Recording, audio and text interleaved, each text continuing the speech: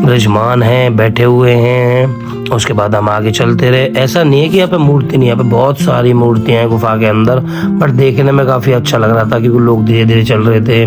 एक पल को तो मुझे ऐसा लगा कि मैं कौन से अंधेरे में आ गया हूँ, तो बढ़ते चले गए हम आगे की तरफ। ये देखिए और भी है मूर्तियां, बट मुझे ये था कि टाइम भी कम था क्योंकि हम लेट हो रहे थे ना रात को, तो कहते जितना जल्दी दर्शन कर लोगे उतना अच्छा है, वरना फिर जो गार्ड भैया हैं वो सारे ही कहते टाइम से पहले निकालने के लिए। पर मैंने कहा जल्दी जल्दी वीडियो बना लेते हैं। फिर मैं चलता गया।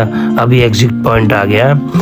अब यहाँ से हम निकलेंगे बाहर के लिए, एग्जिट करेंगे।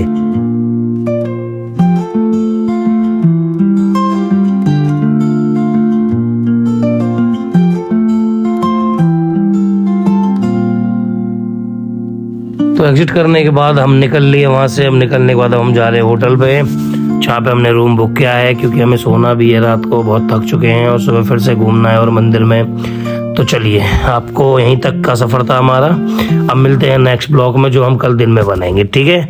Bye bye. अच्छा लगे तो कमेंट करें, शेयर करें, लाइक करें, ओके। और कमेंट में लिख देना एक बार जय माता दी।